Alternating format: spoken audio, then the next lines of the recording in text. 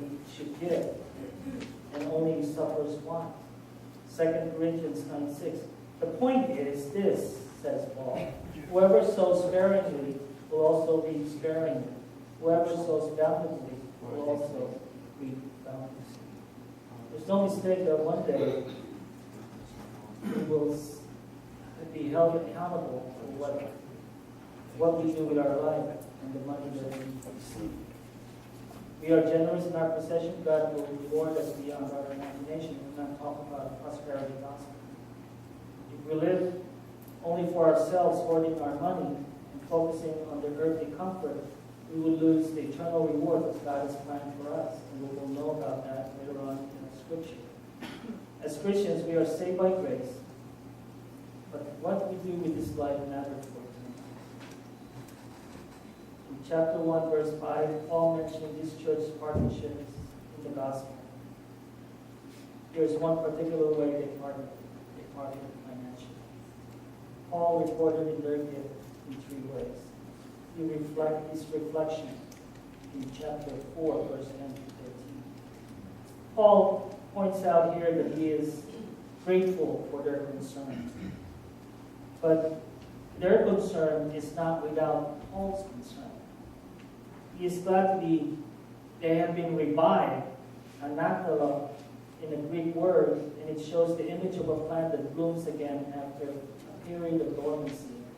Lo and behold, I looked for a plant like that, and lo and behold, the Lord led me to an Indonesian plant called corpse flower.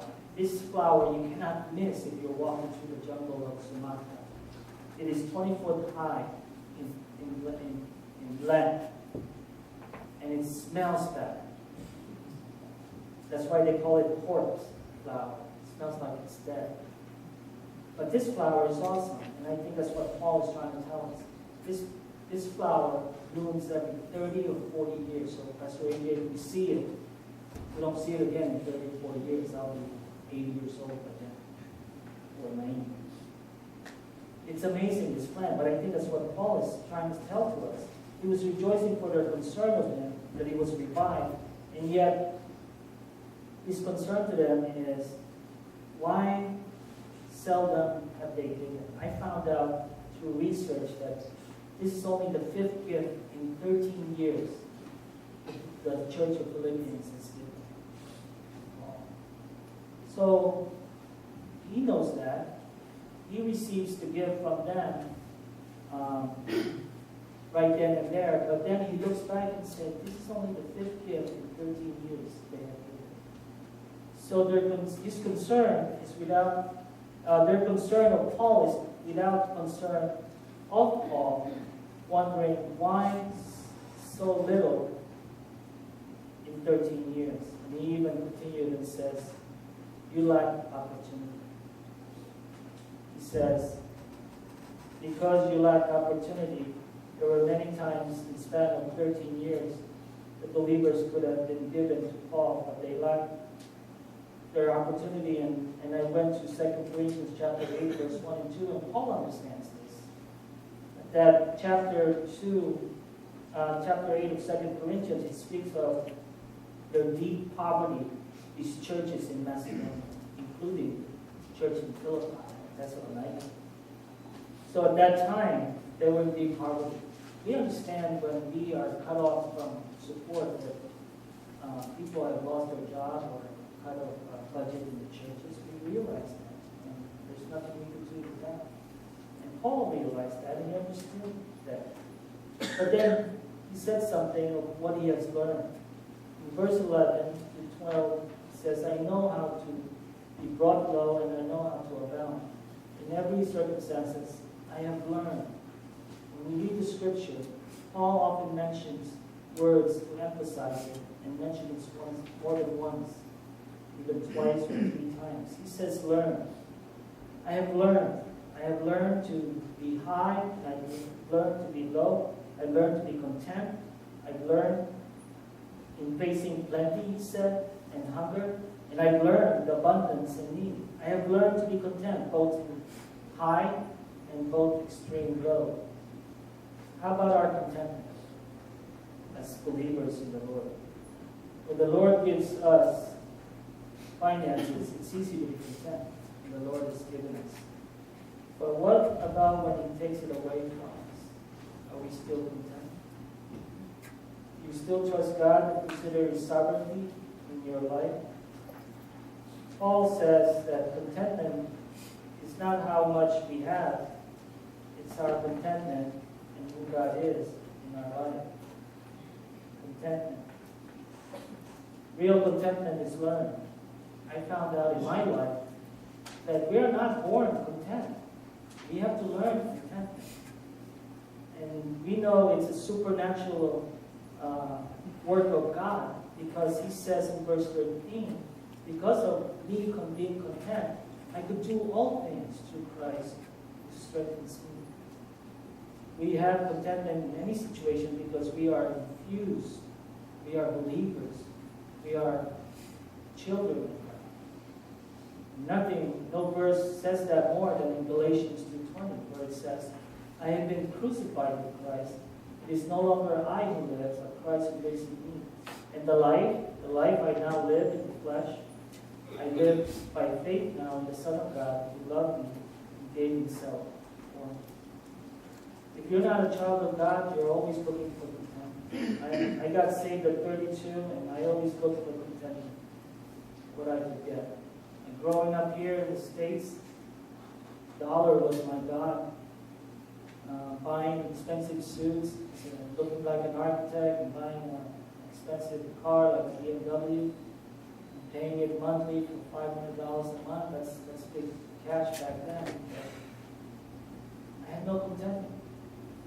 I was looking at contentment, as Pastor AJ mentioned in his prayer, that some seek contentment in the world. And he said, not that we seek it. Lord, lead us into contentment. Help us to learn contentment through you. Today, if you can't find contentment in your life, then accept Jesus Christ as your Savior. 1 Corinthians 15:3-4, according to the Scriptures, Christ died for our sins. According to the Scriptures, Christ rose again on the third day. And whoever believes in Him should not perish, but have everlasting life. Experience your life right now if you're not a believer. If you can. And you're saying, why am I not content with my life? And you may be asking the emptiness in your heart. There's got to be more in life than this. That means you're seeking for your own personal contentment. Only Jesus Christ can give you contentment. That's what Paul sees. Now he sees the moral appreciation in verse 14 and 17. He said, yet it was kind of you to share my trouble. His appreciation to the believers, all the way from chapter 1, verse 5, he said, you've been partnering with me. Verse 14, nevertheless you have done well, but you have shared in my distress. Paul said, Paul's appreciation to the believers is his sharing suffering. He reminds them in chapter 1, verse 5, because of your partnership in the gospel from the first day until now.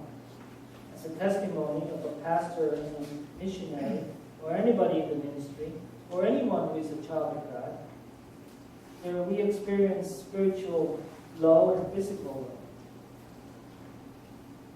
We experience sufferings in our lives. As I preached to you today, I was waiting for my mother and my sister. I told them to come and hear the word. And my sister, she's 55. She was just diagnosed with breast cancer. So when she's sick, it's almost like, wait a minute, my life is not forever. There's a bump in my road right now, and I need to deal with it. My mother has got stomach cancer, and so sometimes when we hear of cancer, we're scared of that, but we know God is in control, so pray for that. So we go through sufferings. 2008, I was diagnosed with a problem in the heart, and they put a stent in my heart. So it's never a joy always to serve. Yeah, I mean, it's a joy, but there's always some kind of bumps we go through. There's something that we go through. But Paul is very appreciative with the Philippian believers. He says in verse 15, verse 15, he says, you Philippians yourself know that in the beginning of the gospel, when I left Macedonia, no church entered into partnership with me in giving and receiving except you only. So no, we know here that they have supported Paul from the beginning. Although he was sparse, there was some reason, but they have supported. And in Acts chapter 20, verse 35, sometimes we misquote that verse. It is better to receive than to give. Well, Paul says it is better to give than to receive. Paul preaching the Philippians from profit increase. And these are very important verses that we could look at as we look at the side of the giver and the side of the event. It says in verse 17, not that I seek the gift, Paul says, but I seek the fruit that increases into your credit. Our focus as a missionary who's been given, our focus is not the finance that we receive. Our focus is the church. We pray for you. We are more concerned with your spiritual account than your financial account. Let me ask you something. Who benefits from the giving? You might say right away, obviously it's the one who received it. But is that what the Bible says? The Bible says the primary beneficiary of the gift is the one who has unselfishly been given the gift. Whether it's his or her talent or the gift, it's an investment to their account and they give. This church, since 2006, have been given to the ministry.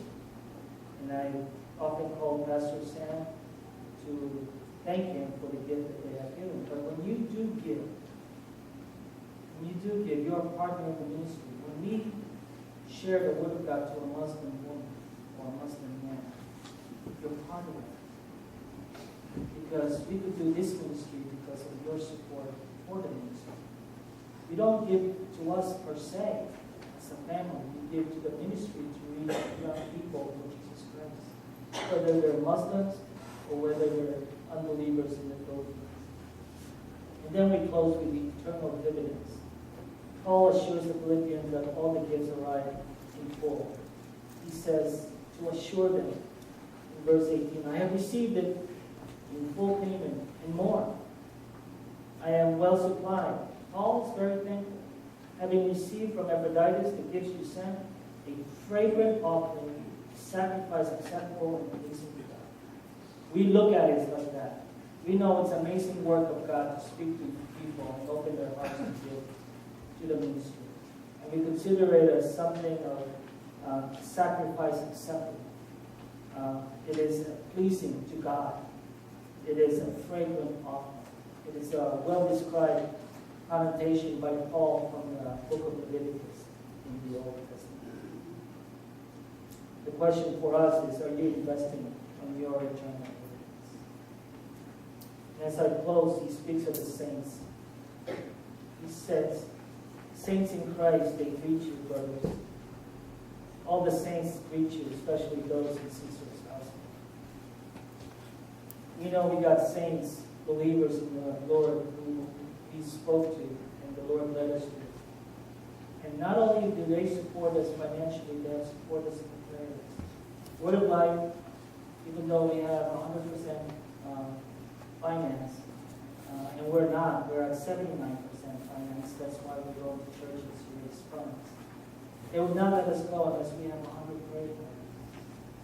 It's very important for us. So please get our prayer card and be mindful to pray for us. And it's only by, Paul, I love the word grace, because it's only by grace to the Lord Jesus Christ that we are given the work of the ministry. That we are saved. Because we are saved, we say, yes, Lord, use me for the mission field or any part of the local church.